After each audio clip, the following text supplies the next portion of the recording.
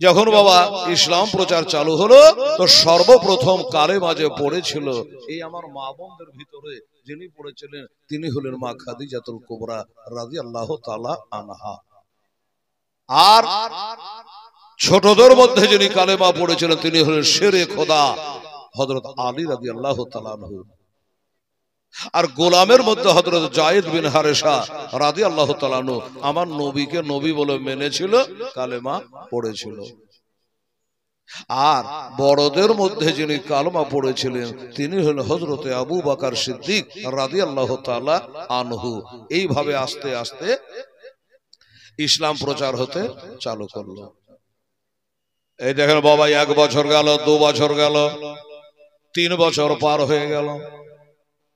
এবার আমার আল্লাহ বলে হাবিব আর চুপি চুপি করে নয়, আর চুপি চুপি করে নয়, এবার আপনি ডাক ফোকার প্রকাশ্যে ইসলাম প্রচার করেন। আর নিকটতম আত্মীয় স্বজন যারা তারাকে কালেমা আপনি দাওয়াত করে। বাবারা, আমার মা বোনেরা, তখন তোমার মাইক ছিল না, মোবাইল ছিল না, হ্যালো করে ডেকে নেবে, মাইকিং করে ডেকে নেবে, হ্যান্ডবিল ছাপিয়ে বাবা জালসার মতো সবকে ডেকে নেবে। আমার নবী দেখলো খোদা গো, আমি কেমন করে লোকজনকে এক জায়গায় করে আর কেমন করে দাওয়াত করে, কেমন করে বক্তব্য রাখি। আল্লাহ তাআলা বলছে হাবিব গো, ওই সাফা পাহাড়ের উপরে চড়ে যা, ইন্না সাফা ওয়াল মারওয়া, নিশ্চয় আল্লাহ দুটা নিশানি, একটা পাহাড়ের নাম হলো সাফা, একটা নাম হলো মারওয়া।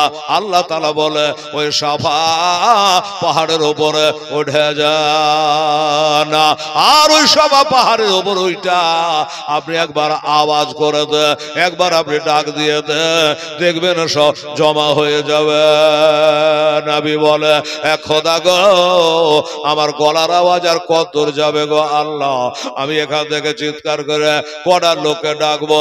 আমার আল্লাহ বলছে হাবিব গো, আপনি খালি মুখ থেকে ভাষাটা ছেড়ে দে, আপনি খালি ডেকে দে, আমি আল্লাহ ওদের কানে আওয়াজ পৌঁছে দেব।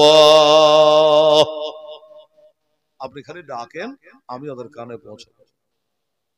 তাই করলো, যেমনি নবী ডাক দেওয়া। এই দেখেন তখন পর্যন্ত নবীর সাথে কারো কোনো ভেজাল ছিল না রে বাবা।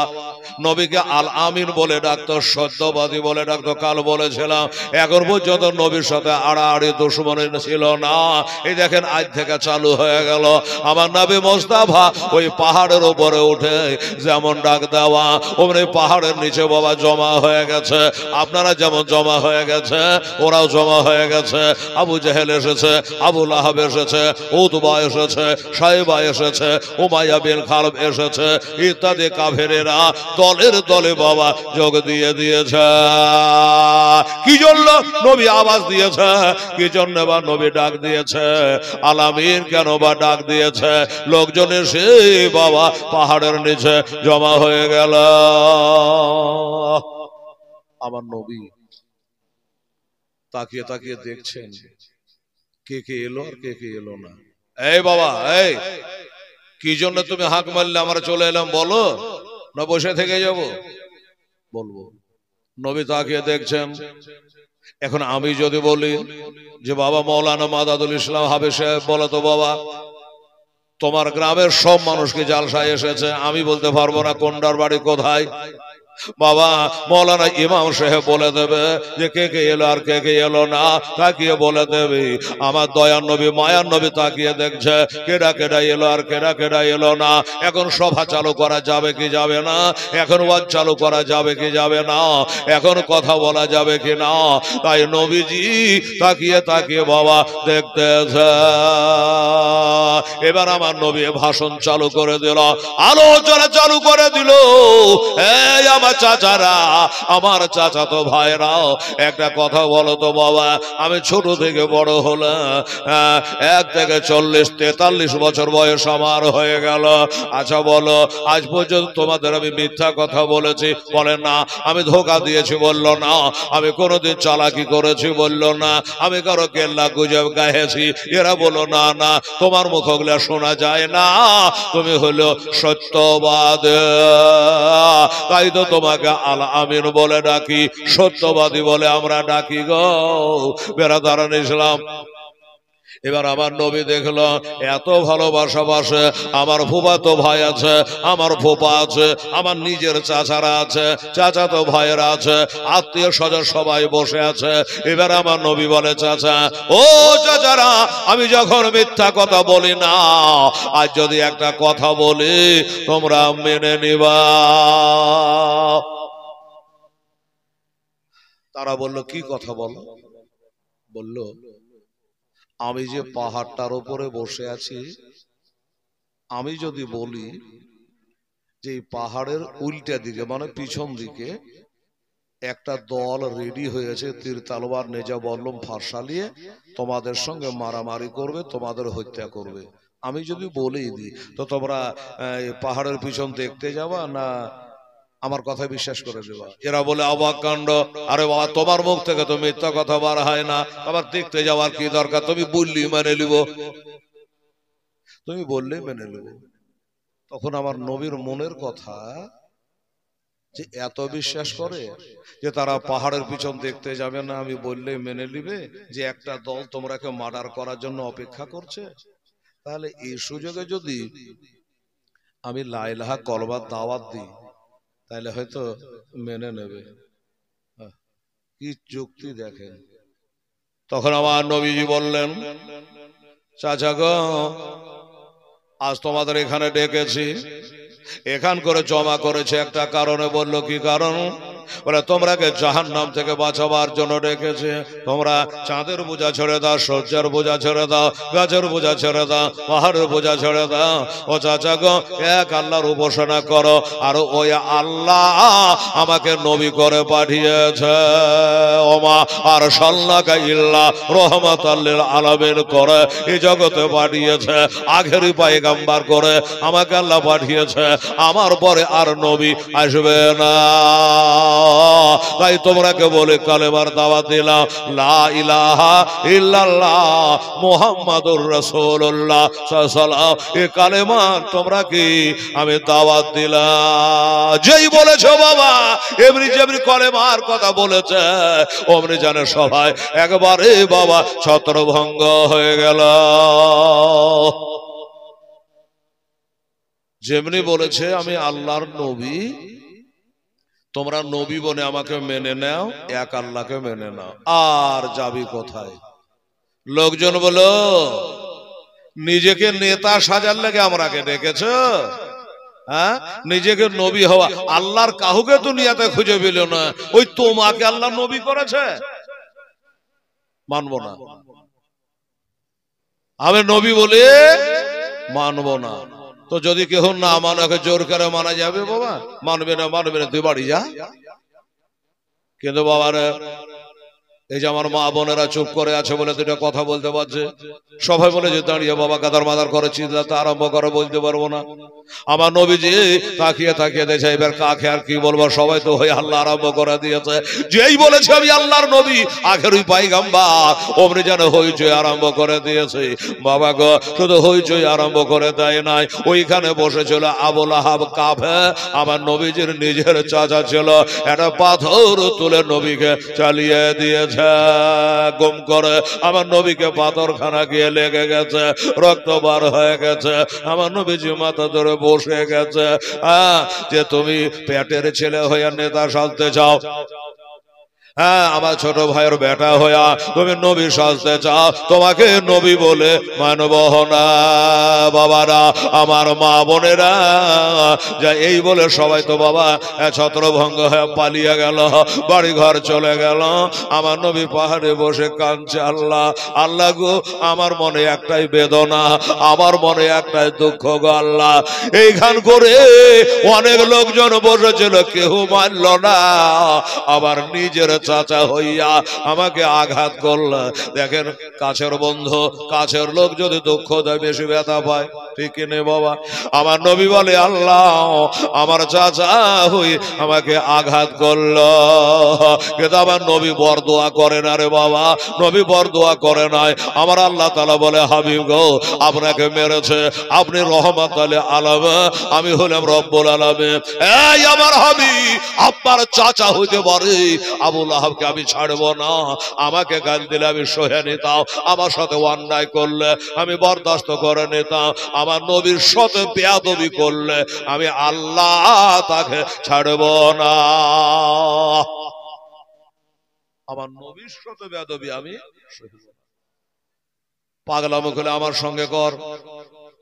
এবার আল্লাহ বলছেন, আমার মা বোনদের সূরাটা মুখস্থ আছে সবারই কম বেশি, আপনাদের তো আছেই। আমার আল্লাহ তাআলা বলছে সাইয়্যিদুল মালায়েকা মুআল্লিমুল মালাক জিবরাইল ফেরেশতাকে জিবরাইল রে যাও এরা জবাব তুমি একবার দিয়ে আসো। এবার একটা সূরা নাযিল হলো, বিসমিল্লাহির রহমানির রহিম।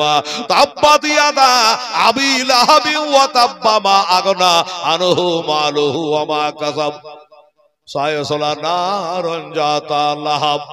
সূরাটা শেষ হলো না, আধখানের দিকে থাকলো। এখান থেকে আবু লাহাবের কথা, এই আবু লাহাব আমার নবীকে মেরেছে, যে হাত দিয়া তোর হাতটাই যেন ধ্বংস হয়ে যাক। আল্লাহ বলছে তোর হাতটাই যেন ধ্বংস হয়ে যাক, তোর মাল কামাই টাকা পয়সা সব যেন বেকার হয়ে যা। ওরে অগ্নি শিখার পিতা।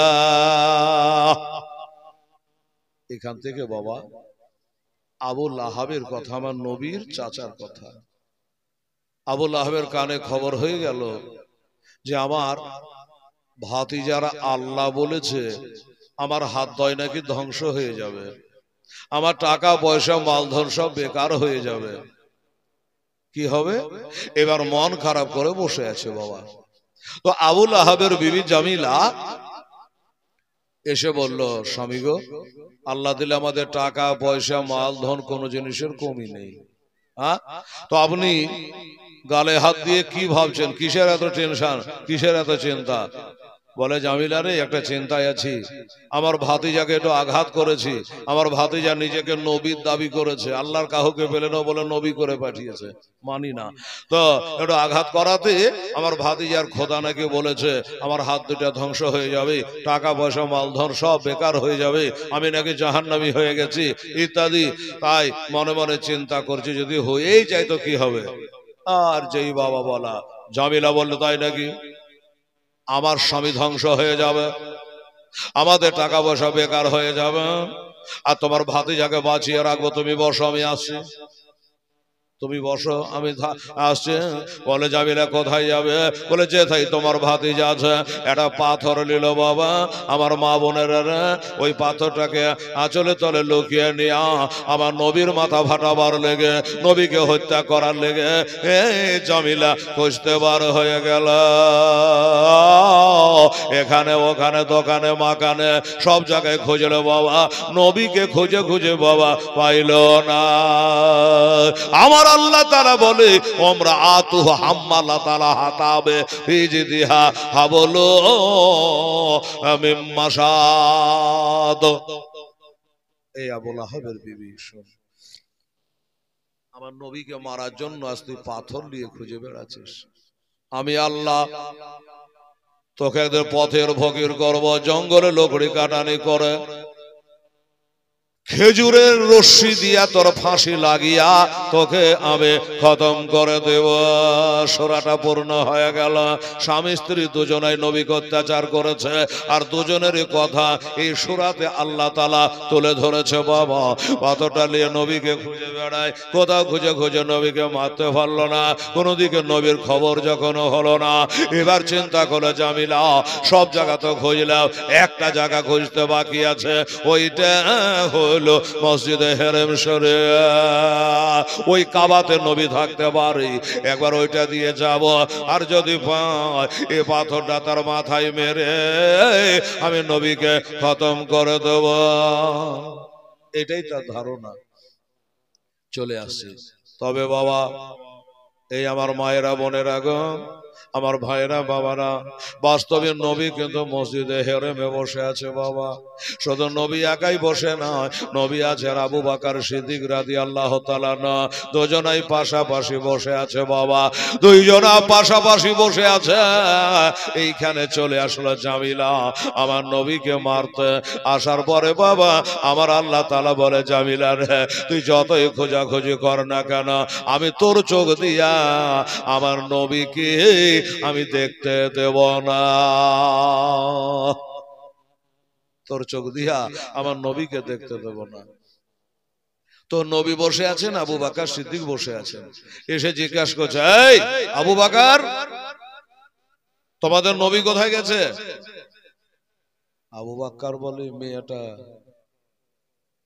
দেখতে পাই না নাকি? তো নবী চাচি আবু লাহাবের বিবি উতবা উতাইবার মা, আমার পাশেই তো নবী বসে আছে, অথচ আমাকে জিজ্ঞাসা করছে তোমাদের নবী কোথায় গেছে। আবু বকর মনে করল নিশ্চয় মেয়েটার নিয়ত খারাপ আছে, নিশ্চয় মেয়েটার ভিতর খারাপ আছে।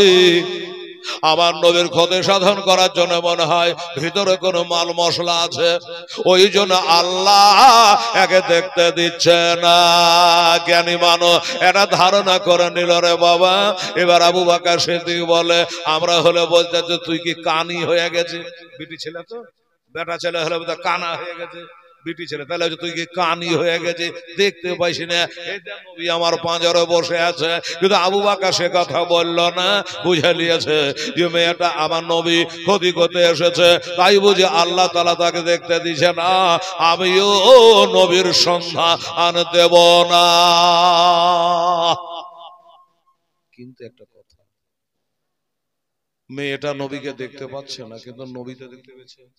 যেটা আমার চাচি হলো, আমার নিজের চাচি। আর তুই? আবু বকর জিজ্ঞাসা করছে, এই জামিলা, আচ্ছা নবীকে খুঁজছিস কেন? কলমা পড়বি, মুসলমান হইবি। মুসলমান হব? পাথরটা বার করে দেখা যেতে দেখ, যদি আজকে নবীকে পাইতাম তো মাথা ফাটিয়ে দিতাম।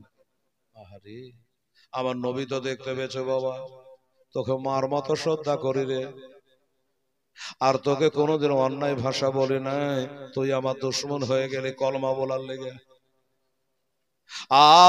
তুই আমাকে মারার জন্য খুঁজে বেড়াচ্ছি। বাবা গো, আল্লাহ পারে নাকি বাবা? তো আল্লাহ তাআলা তাকে দেখতে দিল না। আপনারা হয়তো মনে মনে চিন্তা করবেন, হেলাল এটা কি করে সম্ভব? পাশাপাশি দুজনা বসে থাকলে একজনকে দেখা যাবে আর একজনকে দেখা যাবে না, কোনো কথা হইল? হ্যাঁ দেখে, এই ভাই, সব জায়গাতে বলে আপনারাকে বলে যায়, ক্যাসেটে শুনে থাকবে ডাইরেক্ট। বাবা এই যে লালবাগের হাজারদুয়ারি আছে, আছে কিনা বাবা? জীবনে একদিন গেছি, তার নতুন বিহার পরে আর যাই না। দেখেছিলাম একটা কাঁঠালের গাছ আছে, ও আছে, কিন্তু আমি গেছি একটা জিনিস দেখতে। সেটা হলো, লোকে বলে নাকি ওখানে বলে নবাবের ওইখানে একটা ঘর আছে, লুকাচুন্নি ঘর। লুকাচুন্নি ঘর আবার কেমন? তো গেলাম, দেখছি বিরাট একটা আয়না ফিট করা আছে, আছে কিনা? তো ওইখানে গিয়ে যদি দুজনা দাঁড়ান, দুই বন্ধু, আপনি যদি খালি এমনি এমনি করেন, খুঁজেন, আপনার ছবি দেখতে পাবেন না, আপনার মুখ দেখতে পাবেন না, আপনার বন্ধুটা দেখতে পাবে, বন্ধু তার নিজের মুখ দেখতে পাবে না, আপনারটা দেখতে পাবে। আচ্ছা বলো, তার নবাবের যদি এত বুদ্ধি হয় লুকাচুন্নি ঘরে এরকম আয়না ফিট করে চকচকে ঝকঝকে আয়নার সামনে দাঁড়িয়ে নিজের ছবি দেখতে না পাওয়া যায়, অন্যের দেখা দেখতে পাওয়া যায়, তাইলে বাবা আমার আল্লাহ পারে না? সামনে থাকবে দেখতে পাবে না? নিশ্চয়ই পারে। আবু বকর সিদ্দিক রাদিয়াল্লাহু তাআলা বলল, নিশ্চয় মেয়েটার নিয়ত খারাপ আছে, যার কারণে আল্লাহ তাকে দেখতেছে না। পাথরটাকে ফেলে দিয়ে বাবা আবার বাইরে ওই পাথরটা রাগ করে ফেলে দিয়ে বাড়ি চলে গেল। হ্যাঁ, মনের দুঃখে এত চেষ্টা করলে আমার স্বামীকে খবর দেবো, তোমার ভাতিজাকে মার্ডার করে দিয়েছে, কিন্তু কাজের কাজ হলো না। নবীকে খুঁজে খুঁজে বাবা গেল না। বাবারা, আমার মা বোনেরা রাগে রাগান্বিত হইয়া এবার বাড়িতে প্রবেশ করলো। আবু লাহাব জিজ্ঞাসা করে বিবিরা, এ জামিলারা, আমার কাজখানাইরা, আমার বুকে আগুন জ্বলে রে, আমার হাত গায়ে ধ্বংস হয়ে যাবে। বলে স্বামী গো, তুমি শুধু ধ্বংস হয়ে যাবে না, আমারও ব্যাপারে কোরআন নাজিল হয়ে গেছে, এবারে কি করা যাবে? তাহারে আমার ভাতিজাকে খুঁজে পালে, মারতে পারলে। বলে সারাদিন টটা করে মাঠে ময়দানে পাহাড়ে পর্বতে জঙ্গলে ঝরে কত জায়গায় খোঁজ করলাম, আপনার ভাতিজাকে খুঁজে পাওয়া গেল না, আর মারতে পারা গেল না। তাহলে কি হবে? স্বামী স্ত্রী বসে যুক্তি করছে, কি করা যায়? এত বড় কথা কেতাবে লিখছে যে আবু লাহাবের দুটো বেটা ছিল, একটা না উতবা, একটা না উতাইবা। তো আবু লাহাবের দুই বেটার সাথে সম্পর্ক তো মিলে না, হয়তো তখন জায়েজ ছিল।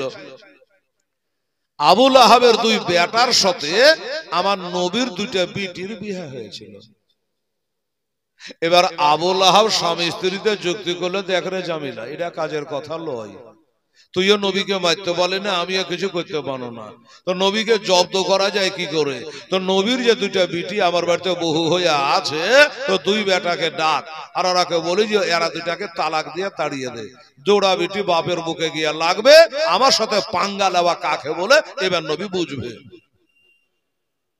উতবা উতাইবাকে ডাকলো, চলে আসলো। এই আমাকে বাবা বলে মানুষ বলে, 1000 বার মানে, কেন মানবো না?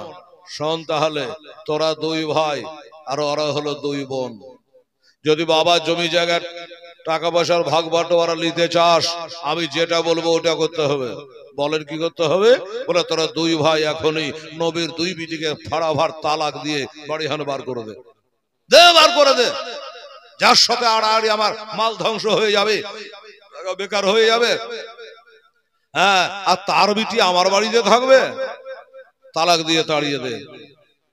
বাবা অর্ডার দিয়েছে, ছেলেরা চিন্তা করলো পথে ভিক্ষা করে খেতে পারবো না, বিয়ে আবার করা যাবে, বউ আসবে, কিন্তু বাপের কথা ফেলা যাবে না। এবার আবু লাহাব ওই বাবা কুমন্ত্রণা পেয়া দুই ভাই আমার নবী দুই বেটিকে বাবা তালাক দিয়ে দিল, বাড়ি হানে ঘাড় ধাক্কা দিয়ে বার করে দিল। দুই মেয়ে কাঁদতে কাঁদতে নবীজির কাছে গেল, আব্বা গো, আব্বা গো, আমার শ্বশুরের সঙ্গে কি হয়েছে জানে না, আবু লাহাবের সঙ্গে কি হয়েছে জানে না, উতবা সাহেবের সঙ্গে কি হয়েছে জানে না, আমাদের দুই বোনকে তালাক দিয়ে ভাগিয়ে দিয়েছে, দুই বোনকে তালাক দিয়েছে আব্বা। আমার নবী বলে আলহামদুলিল্লাহ। মা গো, আল্লাহ যেটা করে ভালোর জন্য করে মা, ওই দুশমনের বাড়িতে না তাকায় বলো, আল্লাহ হলো রোজের মালে, তোর বাবা হলো রোজে বন্টন করে, চিন্তা নাই মা, টেনশন নিতে হবে না মা, তোরা আমার বাড়িতে থেকে যা, আবার সময় হলে দেখে শুনে বিয়ে শাদী দেবো। থেকে গেল। এইভাবে থাকতে থাকতে থাকতে থাকতে বাবা আমার নবী কিন্তু ভালো করেছে, আমার নবী কিন্তু খেয়াল করেছে ওই দুইটা বিটির ভিতরে একটা বিটিকে লক্ষ্য করেছে আমার নবী পা সাহেবের লাউলা সব সমার জন্য বাবা খালে গুনগুন করে কাঁদে, বাবা দাবা ত্যাগ করে দিয়েছে। ও বাবা, যেন চোখের হারাম হয়ে গেছে, বাবা দাবা করে না, শুধু গুনগুন গুনগুন করে কেঁদে বেড়ায়। আমার নবী একদিন ধরল, এই বেটি একটা কথা বলতো মা, আজ তোকে ছাড়বো না, তোর পেটের কথা খুলে বলা লাগবে রে মা। বেটি বলছে আব্বা গো, ইয়া রাসূলুল্লাহ, এমন কি কথা? বলে মা, আমি কদিন থেকে লক্ষ্য করছি, আজ কদিন থেকে ভালো করছি মা, তুই ভালো করে দানা পানি খেয়েছিস না, রাতের বেলা ঘুমাছিস না, খালি চোখের পানি মশিস কেন, কি কারণে কাঁদছিস রে মা? আজকে তোকে বলা লাগবে। শ্বশুরের ময়াতে কাঁদে না, শাশুড়ির ময়াতে কাঁদে না, স্বামীর ময়াতে কাঁদে না, ডিহির ময়াতে কাঁদে, কি কারণে কাঁদে মা? আজকে বলা লাগবে। বেটি বলছে, এবার বেটি উত্তর দিচ্ছে যে আব্বা গো, আব্বা হুজুর শোনেন, আলহামদুলিল্লাহ, জাযাকাল্লাহ। আচ্ছা, সুবহানাল্লাহ। একটু চেপে আসেন, তাহলে একটু চেপে যান, কি করা যাবে, এত ছোট প্যান্ডেল করে কোন বংশে? হ্যাঁ, আচ্ছা, বলছি তো এদিকে অনেকটা জায়গা আছে, বেশি যায় না, এদিকে অনেকটা জায়গা আছে, মা বোনেরা একটু হেঁটে আসলে ভালো হবে। উঠবে না যে গো, সুবহানাল্লাহ। আলহামদুলিল্লাহ, জাযাকাল্লাহ, মাশাআল্লাহ। আচ্ছা, তো আমার মায়েরা বোনেরা একটু সাইডে, আজকে রাত 2 ঘন্টার মামলা রে মা, এই সাইডে অনেকটা জায়গা আছে, একটু শার্ট করে নিয়ে ভালো করে আপনারা বসেন, তাহলে ইনশাআল্লাহুল আজিজ সবারই জায়গা হয়ে যাবে। আর কমিটি ছেলেরা বড় সজাগ, সব দিকে লক্ষ্য করে দেখে, মায়েদের জায়গা পেড়ে দেন, বসার ব্যবস্থা করে দেন, প্যান্ডেল খুলে দিল, জায়গা ইনশাআল্লাহ হবে, চিন্তার টেনশন করবেন না আমার আম্মা জানেরা, তাড়াতাড়ি বসে যান ইনশাআল্লাহুল আজিজ। সুবহানাল্লাহ, আলহামদুলিল্লাহ, জাযাকাল্লাহ। অসা হয়েছে তো না এবার? বাহ, সুবহানাল্লাহ।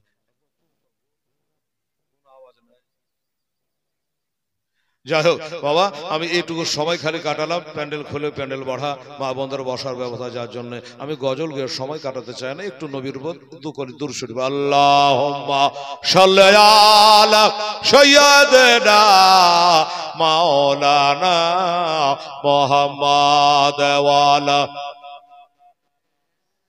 দেনা মাওলানা মুহাম্মদ সাল্লাল্লাহু আলাইহি ওয়াসাল্লাম। কি বলছিলেন বাবা? নবী জিজ্ঞাসা করে, কাঁদিস কেন রে বেটি? তাই না, কিসের জন্য কাঁদে? তখন বেটি মাথা নত করে ঢুকরে ঢুকরে কাঁদে আর বলে, আব্বা গো, আমি কাঁদি একটা কারণে। কি কারণ? বলে, আব্বা, আমি যদি দুনিয়াতে পয়দা না হতো তো বোধহয় ভালোই ছিল গো আব্বা। হ্যাঁ, তোকে বলছে কাঁদছিস কেন? ওটা বলতো, তুই কি গাছিস এগুলা? আব্বা গো, যাক পয়দা হনো হনো, আমি আতর ঘরে যদি মরে যেত তো ভালো হতো গো আব্বা। নবী বলছে, কি বলছে আমার বিটি রে বাবা? আব্বা গো, যাক আতর ঘরে মরনো না মরনো না, আমি সাবালিগা হইলাম, বড় হইলাম, আমার বিহা না হইতো তো ভালো হতো গো আব্বা। আব্বা বলছে, কাঁদছিস কেন? তো এগুলা গাইছে। আব্বা গো, যাকে আমার বিহা হইলে তো হলো, ঠিক আছে, কিন্তু আবু লাহাবের বেটার সাথে যদি আমার বিহা না হইতো তো ভালো হতো গো আব্বা। কেন রে মা? বলছে, আব্বা গো, আমার কারণে আপনাকে গালি খেতে হয়েছে গো আব্বা। হ্যাঁ, তোর কারণে কেন? বলে, আমাকে যখন তালাক দেয় ওই আবু লাহাবের বেটা, তালাক দেওয়ার লাগে আমার দুঃখ নাই, তবে আমার দুঃখ একটাই গো আব্বা, আমাকে তালাক দেওয়ার সময় তোমার নাম ধরে গাল দিতে দিতে তালাক দিয়েছিল, ওই কথাটা মনে পড়ে যায়, আমার কারণে আমার আব্বাকে গাল খেতে হলো। আচ্ছা, এই কারণে এগুলো বলছিস? বলে, হ্যাঁ। এই দেখেন আমার মা বোনেরা আছে, বাপ মাকে খুব ভালোবাসে বাবা, সবাই বাসে, আমরাও বাসি, আমার মায়েরা তার থেকে বেশি বাপ মাকে ভালোবাসে, বিয়ে হওয়ার পরে তো আরো ভালোবাসে, তাই না? তো এক একটা বদ জামাই থাকে না, স্বামী গেলা এক একটা বদমাস, ভাষা ঠিক নাই, তো এক একজনের বদমাস স্বামী আছে, জানে বিবিকে মারবে আর মা তুলে গাল দেবে, বাপ তুলে গাল দেবে। তো আমার মা বোনেরা খুবই ভালো, যদি মায়েরে চলে যায় স্বামীতে, মুখ খুলে না, কিছু বলে না, মারছিস মারগা, স্বামী তো মারছে, আমার গুনহা কমছে, গুনহা ঝরছে। কিন্তু বাবা, যখন বাপ তুলে মা তুলে বলে কিনা, এবার মা বোনেরা টাইট করলো মাজা, একবারে খরিশ সাপের মতো ভনা তুলবে আর বলে, এই ভালো মানুষের বেটা, তুই গাইল দিবি আমাকে, তোমার মাকে টানবি না, আমার বাপকে টানবি না, 2 বাড়িতে 4 বাড়ি আমাকে মার সহে নিব, ওই বাপ মাকে গাইল দেওয়া সহিব না, এই কথা বলে মা বোনেরা, বলে কিনা, খুব ভালোবাসে। ছোট থেকে অত কষ্ট করে মানুষ করে তারপরে বিয়ে দিল, আবার তো ওই বাপ মাকে গাল দিবি। বিবি তখন বললে, আমার মাকে গাল দিচ্ছেন, ওর মাকে দিচ্ছে, মানে এক এক বিছা তো বিটি ছেলেও থাকে। আচ্ছা, 2 বাড়ি মারলে মারে চুপ করে থাক, তো মুখ খুলে গেল, আমাকে মারছেন আর মাকে মারছে, ওর মাকে মারছেন আর বাপকে মারছে, এই যে শুরু করলো কাহানি, তেমনি পড়েও। এই বাবারা, ভাইয়েরা, আমার মায়েরা রে, আমার নবী মোস্তাফা দোজাহানের বাদশারে মা, বেটির কথা শুনে বাবা কাঁদছে, হয় এই কারণে মা তুমি কাঁদো, আমাকে গালি দিয়েছে বলে তুমি কাঁদো? বলে, হ্যাঁ গো আব্বা, স্বামীর ময়াতে কাঁদি না, শ্বশুর শাশুড়ি ময়াতে কাঁদি না, আপনাকে গালি দেওয়ার কারণে আমি কাঁদতেছি। এবার আমার নবীর মনটা যেন খারাপ হয়ে গেল, গাল দিতে দিতে আহুতে দিতে, আমার বিটির সামনে তুই কেন গাল দিলি? তখন আবার নবী একটা দোয়া করেছিল বাবা, দুই হাত তুলে আল্লাহকে বলছে, আল্লাহুম্মা মুসাল্লাদ কালবা মিন কালবেকা, আল্লাহ গো রব্বুল আলামিন, আমাকে যে গাল দেয়, আমার বেটিকে যে তালাক দেয়, ওকে জানে বাঘে ধরে খায়। নবী বলেছিলেন যেন ওকে বাঘে ধরে খায়। আর আমার নবীর দোয়া জানেন আল্লাহ ফেল করে না, যা বলে দোয়া করে আল্লাহ কবুল করে নেয়, যা বলে দোয়া করি আল্লাহ কারেন্টের মতো কবুল করে নেয়। যেমন একটা বলি আপনাকে, একটা লোক আমার নবীর উপরে যে কোরআন নাজিল হতো এগুলো লিখতেন, তারা লেখক ছিল 13 জনা, কোরআন লেখা সাহাবী ছিলেন 13 জনা। যেমন একটা হযরত আমির মাবিয়া কাতেব ওহী ছিলেন, তিনি কোরআনের বাণী লিখতেন। তা মা বোনেরা গো, এই এখন যেমন কোরআন পাতাতে লেখা আছে সাজি, এর ভাবে তো পাতাতে লেখা কোরআন আসেনি মা, পাথরে গাছে ছালে এতে ওতে লিখে রাখতো সাহাবারা, পরে সেটাকে গোছানো হয়েছে। তো কি বললো হযরত আমার নবীজির ওই কোরআনের বাণী লিখতো লোকটা, নবীর বাড়িতে সারাদিন থাকতো, কোরআনের বাণী যেগুলো আসতো ওটা লিখতো, নবীকে বলতো যে হুজুর বাড়ি গেল, বলে বাড়ি চলে যেত।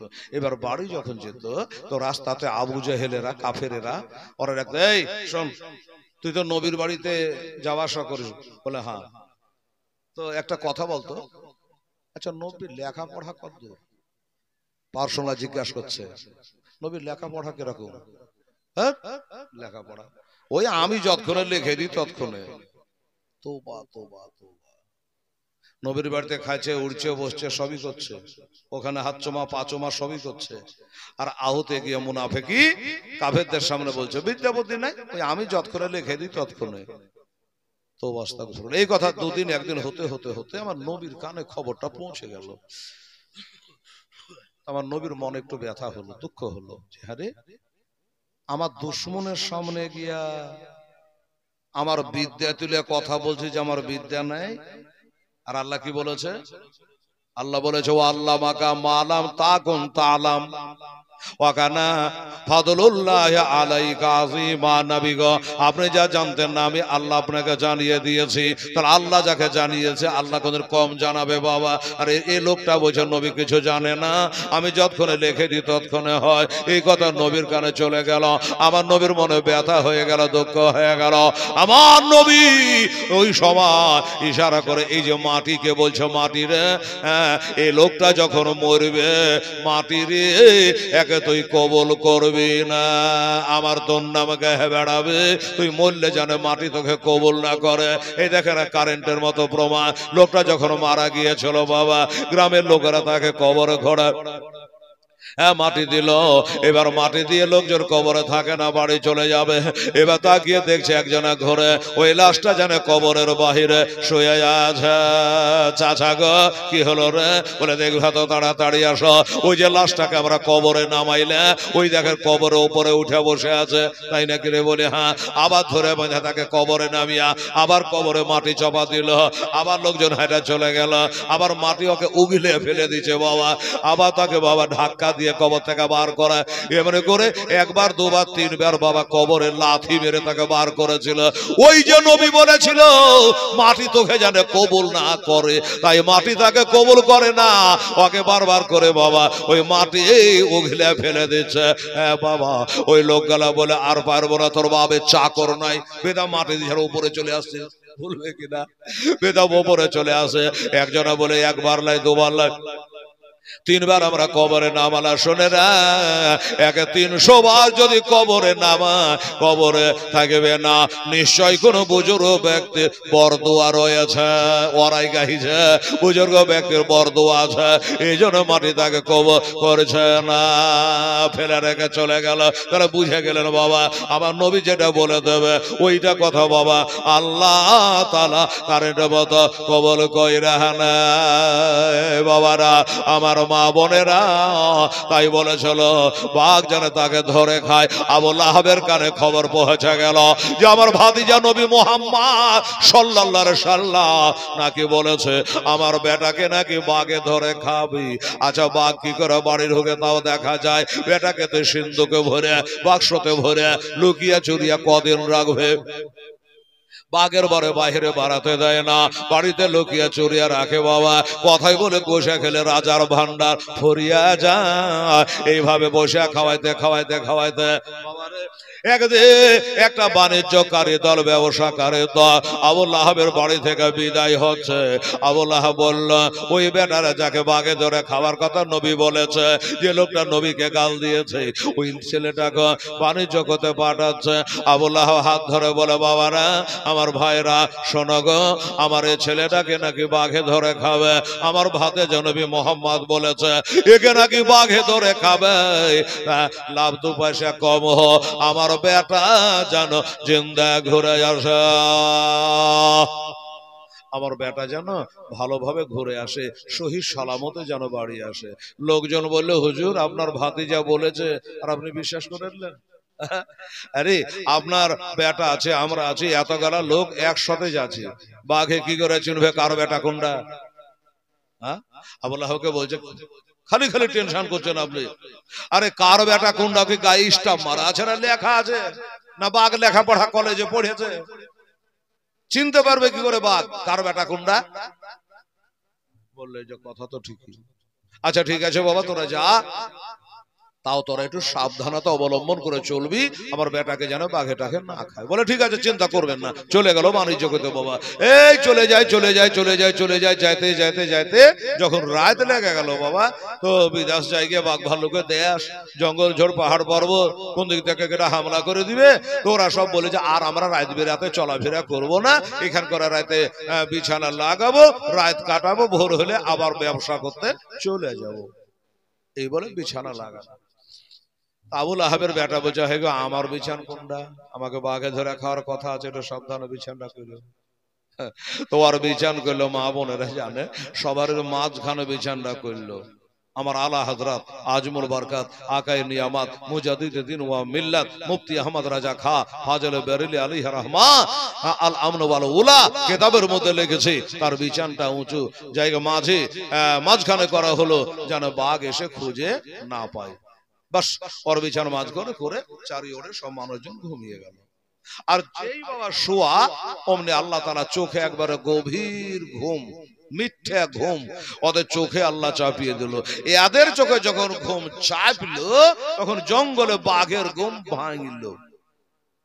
এরা ঘুম চাপলো আর বাঘের ঘুম ভাঙলো, সব ঘুমিয়ে গেছে। বাঘ এবার বাবা একবারে গর্জন ছাড় ছাড় ফসফস ফসফস ফসফস করে চলে আসছে। দেখছে তো সবাই তো ঘুমাচ্ছে, নিন্দ পাড়ছে। আপনারা বলবেন যে বাঘ তো এসেছে, কি করে ধরবে কার বেটা কোনটা? আল্লাহ গো এখান করে নবীর দুশমন কোনটা চিনহা তো যায় না গো আল্লাহ, একটু বলে দাও না গো আল্লাহ। আল্লাহ বুঝে তোকে বুদ্ধি দিচ্ছে, এক কাম কর, কি একজনকে ডাকে যদি জিজ্ঞাসা করে তাহলে বাপরে বলে হররামেরা সবকে চেতন করে দিবে। ওই কাউকে জিজ্ঞাসা করা লাগবে না। আমার আল্লাহ বলে এক কাম কর, ওরে বাঘস হিংসা জন্তু বাঘস, একটা কথা মনে রাখ, যে লোকটা আমার নবীকে গাল দেয়, নবীর বেটিকে তালাক দেয়, এর মুখটা দুর্গন্ধ পয়দা হয়, এর মুখটা খবিশের মতো গন্ধ করবে রে বাঘ।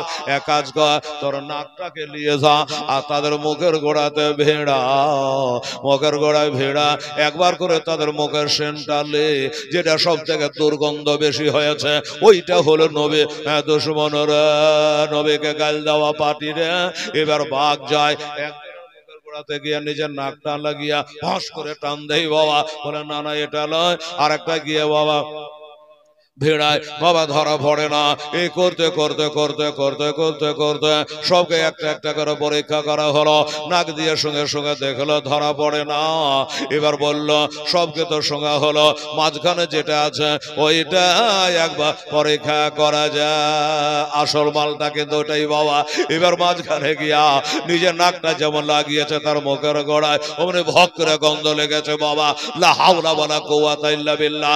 ও বাবা, এবার বাঘ বুঝে গেছে তুই হবি আবু লাহাবের বেটা, আজ তোর বাছার নাই রে। রক্তের গরমে নবীকে গাল দিয়েছে, তো রক্তকে টাইনা বাহির করে ফেলবো। শক্তির গরমে আমার নবীর বেটিকে তালাক দিয়েছে, আজ তোকে টুকরা টুকরা করব বাবা। এবার বাঘ কিন্তু এখনো মারছে না, এখনো বুকটা চিরে না, কলেজা টেনে এখনো বাহির করে না। বাঘটা 1 মিনিট ঘুম মেরে বসে গেল। বাঘটা কি ভাবছে? বাঘটা চিন্তা করছে যাচ্ছে তোর আবু লাহাবের বেটা এটাই হবে, ই তো নীল পাড়ছে, তাকে নীলধর বাতালি কি মারে দিব না চেতন করে মারবো, এটা ভাবছে বাবা। যাকে চেতন করে মারবো না ঘুমের ঘরে মারবো। বাঘ মনে মনে চিন্তা করলো না না, নিধের বাতালে মারা এটা কাপুরুষের পরিচয়, নিধের অবস্থায় তাকে মারবো না। তাছাড়া আবার নবীকে যখন গাল দেয় নিধের অবস্থায় দেয় নাই, নবীর বেটিকে যখন তালাক দেয় নিধের অবস্থায় দেয় না, জাগ্রত অবস্থায় তালাক দিয়েছে, জাগ্রত অবস্থায় নবীকে গাল দিয়েছে। অতএব একে চেতন করে মারা দরকার। যেই সাকার নেই ওই সাপ ভারনি, যেমন করে তার তেমনি বাবা। বাবার এমনি বুকখানে হাত দিয়েছে, যেমনি বুকখানে হাত দিয়েছে বাবা।